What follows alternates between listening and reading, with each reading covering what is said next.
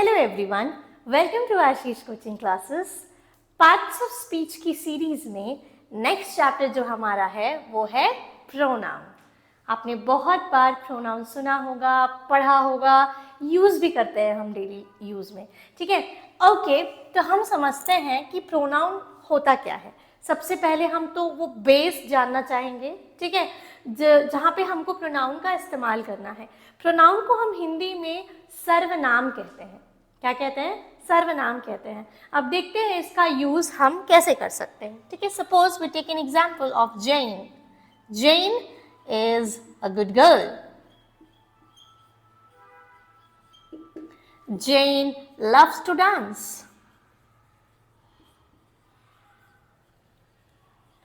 Jane is my best friend. Is my best friend. Now, Jane. Jane is a good girl. Jane loves to dance and Jane is my best friend.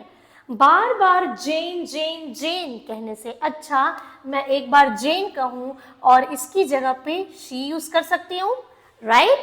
She loves to dance. She is my best friend. Likewise, okay, तो मैंने नाम की जगह पे as an noun की जगह पे she pronoun use किया, ठीक है। तो प्रोनाउन वो होते हैं that we use in the place of noun. In the place of noun, noun की जगह में हम प्रोनाउन का इस्तेमाल करते हैं बार बार रेपिटेशन अवॉइड करने के लिए। To avoid repetition, to avoid repetition. Repetition मतलब दोहरावा। बार बार किसी चीज को रिपीट करने से अच्छा हम उसको प्रोनाउन से रिप्लेस कर देते हैं, ठीक है। So that is the hint जहां पे हम प्रोनाउन का इस्तेमाल करते हैं। नाउ प्रोनाउन के भी कई टाइप्स होते हैं, ठीक है। तो अभी हम देखेंगे प्रोनाउन के टाइप्स को और एक एक करके हम उसके टाइप्स को समझेंगे। आज मैं आपको इसके 7 टाइप्स समझाने वाली हूँ। एक चीज़ और मैं बोलना चाहूँगी कि इस वीडियो के पहले अगर आप नाउन का वीडियो देखेंगे जो ऑलरेडी हमारे चैनल पे है, तो ये लेसन आपको और भी अच्छे से क्लियर होगा। पार्ट्स ऑफ स्पीच का फर्स्ट पार्ट नाउन है, दैट इज ऑलरेडी डन, जो आप देख सकते हैं। अब है ये second part pronoun. Okay, now let's see कि इसके काइंड्स कौन कौन से होते हैं, इसके कितने टाइप्स होते हैं, ठीक है। तो पहले हम समझेंगे पर्सनल प्रोनाउन। जैसा आप लोग देख पा रहे होंगे, डिस्क्राइब्स अ पर्सन और थिंग। पर्सनल प्रोनाउन जैसा कि आप लोगों को नाम से ही क्लियर है कि ये किसी पर्सन या थिंग के लिए यूज किया जाता है। ये किसी पर्सन या थिंग की तरफ इशारा करता है। Now first person, second person and third person and third person, ठीक है। फर्स्ट पर्सन में क्या आता है? आई, वी। स्पीकर, जो बोल रहा होता है, ठीक है, जो बोल रहा होता है। जैसे I love to dance, we love to dance, इसमें हम अपने बारे में बात कर रहे हैं, तो ये स्पीकर के लिए। सेकंड पर्सन में क्या आता है? आता है यू, यू। अब ये मैंने 2 बार यू क्यों लिखा है? क्योंकि हम तुम के लिए भी आप यूज करते हैं, मतलब सॉरी, तुम के लिए भी यू यूज करते हैं, तुम सब के लिए भी हम तुम ही यूज करते हैं। अगर टीचर पूछती है अंश have you done your homework, उन्होंने अंश से पूछा क्या आपने होमवर्क किया है, या फिर वो ऐसे भी पूछ सकती हैं class have you done the homework, right. तो उसके लिए भी यू ही इस्तेमाल होता है। एंड योर, ओके, ठीक है। तो ये किसके लिए इस्तेमाल होता है? whom we are speaking to, जिससे हम बात कर रहे हैं उसके लिए। तीसरा होता है he, she, it and they, ठीक है। अब इसको हम थर्ड पर्सन क्यों कहते हैं? ठीक है, the person who is spoken about, who is spoken about, मतलब हम जिस तीसरे पर्सन की बात कर रहे होते हैं वो हो जाता है थर्ड पर्सन। अब एक चीज आप इसमें नोटिस कर रहे होंगे कि आई सिंगुलर को दिखाता है, वी प्लूरल बहुत सारे लोग, उसी प्रकार से यू तुम सब प्लूरल को दिखाता है, ही शी इट सिंगुलर को दिखाता है, he as an a male, she as an a female, it में आप animals, non living things, plus जो छोटे बच्चे होते हैं जिनका जेंडर अननोन है, जो इन्फेंट्स होते हैं, उनको भी आप इंक्लूड कर सकते हैं। और दे किसके लिए यूज होता है? प्लूरल के लिए यूज होता है। He she it is for singular and this is for plural.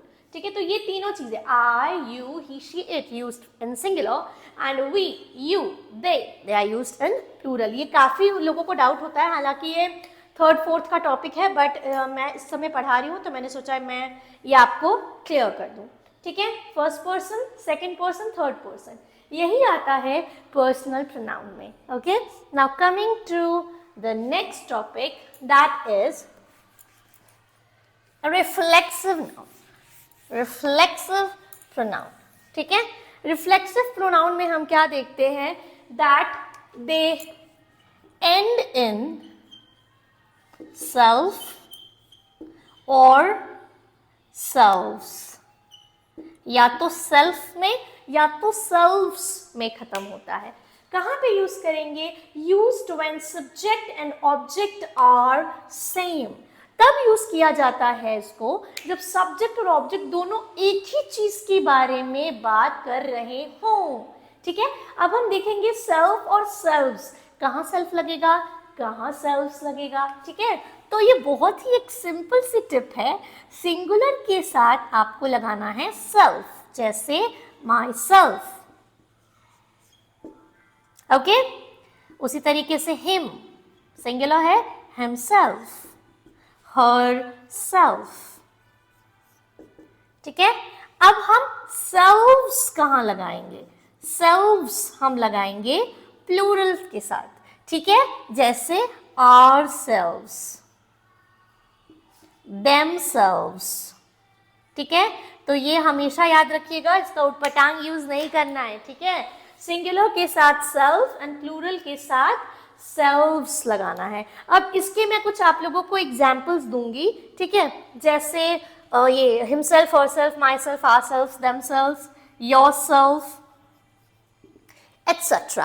Now let me give you an example of this, like Manisha did her homework herself.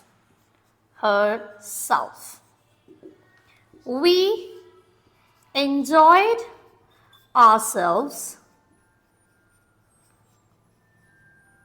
We enjoyed ourselves in the party. Okay, so it's very simple to understand. देखिए, Manisha did her homework herself. Manisha और herself दोनों एक ही चीज के बारे में बात हो रही है। देखिए, used when subject and object are same means they talk about the same thing. Likewise, we enjoyed ourselves in the party. हमने पार्टी में बड़ा enjoy किया. We and ourselves, they both talk about the same thing. Okay, so this is how we use reflexive pronoun. Okay, now coming to the next topic, that is reciprocal. आप video pause करके इसका screenshot भी ले सकते हैं. If you make notes, it will help you a lot. Okay, coming to reciprocal pronoun. ये pronoun बड़ा ही simple सा है, इसको समझना. ठीक है, सबसे पहले आप टर्म का मतलब समझिए. रेसिप्रोकल, टू रेसिप्रोकेट, दो लोग हैं. ठीक है, यहाँ पे बेसिकली दो ही चीजें आपको पढ़नी है. When one or two nouns act to each other or one another, जब एक से ज्यादा नाउन होगा और आपस में ही कोई चीज हो रही है, ठीक है, तो हम यूज करते हैं रेसिप्रोकल प्रोनाउन का. इसमें सिर्फ दो चीजें आपको देखनी होती हैं, each other and one another. ठीक है, each other, इसका एग्जाम्पल देखेंगे. they talk to each other. they talk to each other, वो दोनों एक दूसरे से बात करते हैं. ठीक है, वे दोनों एक दूसरे से बात करते हैं. यहाँ पे each other का आपने यूज देखा कि कैसे दो लोगों के लिए ये यूज हो रहा है. ठीक है, The members in meeting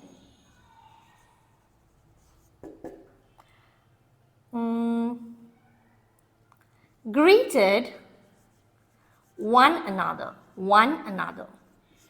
अब एक छोटा सा डिफरेंस समझेंगे, ठीक है? देखिए, ईच अदर में दो लोग, वन अनदर में भी दो लोग, पर एक एक करके, जैसे मान लीजिए पूरा ग्रुप है. चलिए इसको एग्जाम्पल से समझते हैं, ज्यादा इजीली समझ आएगा.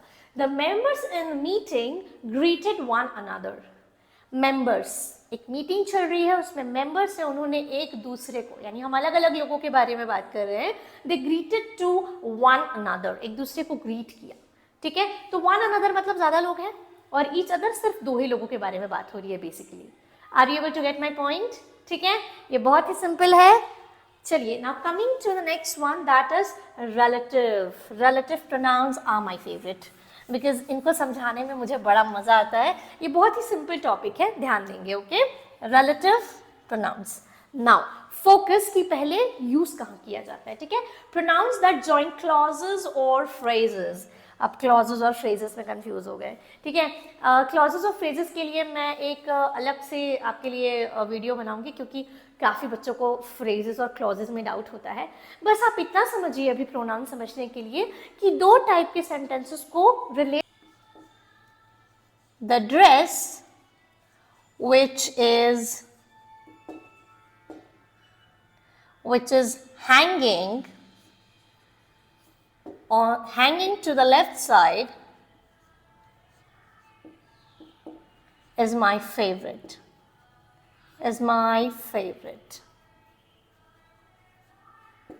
ध्यान देंगे, ओके?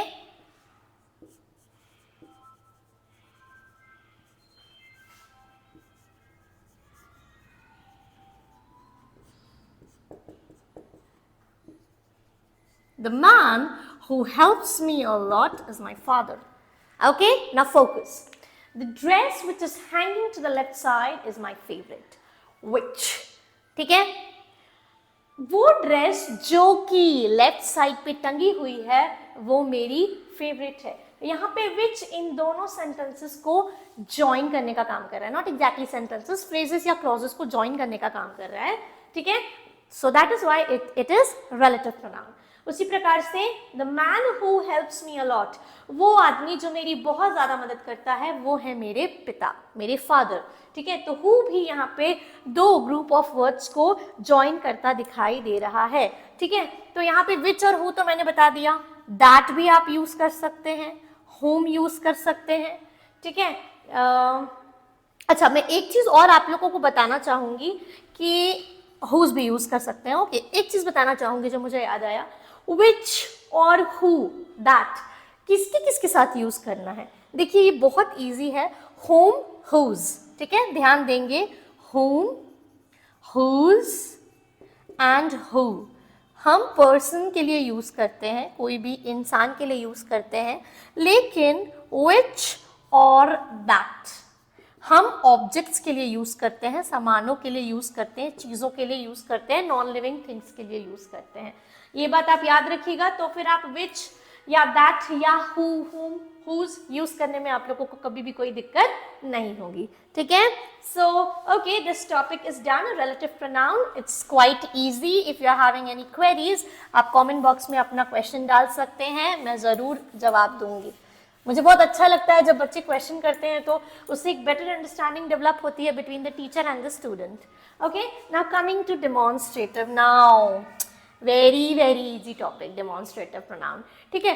पहले तो हम डेमोन्स्ट्रेटिव का अर्थ समझते हैं, ठीक है? देखिए, which points to a noun, points to a noun, points to a noun.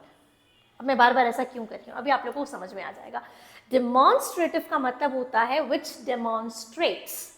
आपने पढ़ा होगा साइंस वगैरह में, डेमोन्स्ट्रेशन, डेमोन्स्ट्रेशन एवरी टाइम, ठीक है? तो डेमोन्स्ट्रेशन का मतलब होता है किसी चीज को शो करना, टू शो, ठीक है?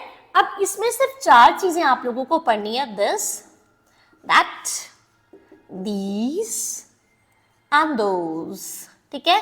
अब एक छोटी सी टिप, दिस और दीज को बहुत लोग एक जैसा पढ़ते हैं. इसको पढ़ते हैं दिस और इसको भी पढ़ते हैं दिस. दैट इज रॉन्ग, ठीक है? This and these, this and these. There is a difference. Okay. Now let's see कहाँ use करना है. This और that को use करते हैं हम singular के साथ और these और those को हम use करते हैं plural के साथ. अब question आता है कि this कहाँ use करूँ, that कहाँ, these कहाँ, those कहाँ. उसके लिए भी मेरे पास बहुत अच्छा जवाब है. ठीक है, पास में है और एक चीज है, पास में है और एक चीज है, उसके लिए हम यूज करते हैं दिस मार्कर. ओके, उसी प्रकार से दूर है, एक चीज है सिंगुलर में, तो हम यूज करते हैं that book, that student, that copy, that marker. Okay, उसी प्रकार से अगर है दीज, पास में है, एक से ज्यादा है, प्लूरल में है, तो हम यूज करेंगे दीज. जैसे कि अगर मेरे हाथ में अभी बहुत सारे मार्कर्स हैं, these markers, okay, these books, जो मेरे पास हैं. उसी प्रकार से those, बहुत सारी चीजें हैं पर वो दूर है मुझसे, एक से ज्यादा है, तो क्या यूज करेंगे? those girls, those boys sitting there, please come here. Are you able to get my point? Yes, ये तो समझ में आ ही गया होगा, ये सबसे सिंपल टॉपिक है demonstrative. Okay, now coming to the next pronoun. यहीं पे मैं डायरेक्टली अब लिखूंगी क्योंकि यहाँ स्पेस नहीं है. ओके, आई होप कि आप क्लास एंजॉय कर रहे होंगे and the grammar freaks are most welcome to my class. Okay, now the next one is indefinite pronoun. Indefinite pronoun, अब ये क्या बला है भाई, इनडेफिनिट प्रोनाउन क्या चीज है? ठीक है, बहुत सिंपल है. ठीक है, सबसे पहले तो हम इनडेफिनिट का मतलब समझते हैं. ठीक है,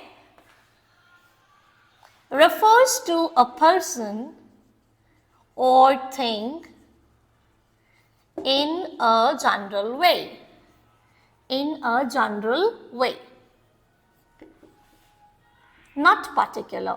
मैं यहाँ पे ब्रैकेट में लिख देती हूँ ताकि आपको और अच्छे से समझ में आए. नॉट पर्टिकुलर मतलब पर्टिकुलरली या स्पेसिफिकली हम किसी को नहीं बोल रहे हैं, बट हाँ हम जनरल वे में बात कर रहे हैं. जैसे एनीबॉडी, ईदर, नोबडी, समबडी. और कुछ एग्जाम्पल्स देखेंगे. ठीक है, एवरीथिंग इज डन.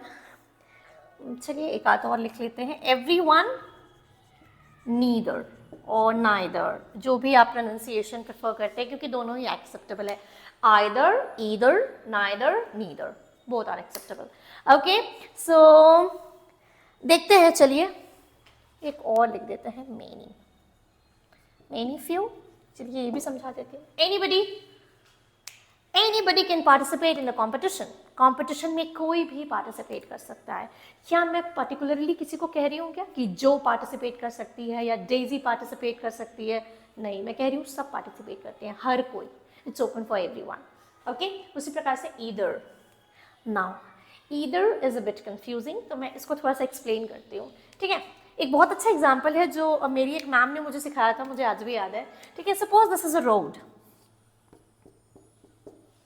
ठीक है, और इसके किनारे बहुत सारे पेड़ हैं.